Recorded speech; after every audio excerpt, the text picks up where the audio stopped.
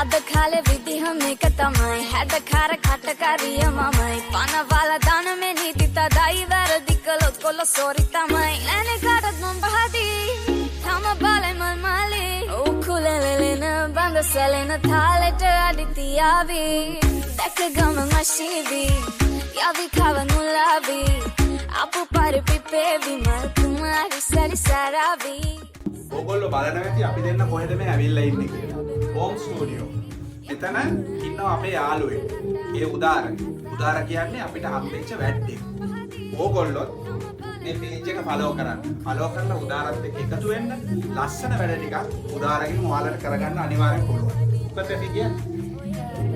උදාරයි home studio page එක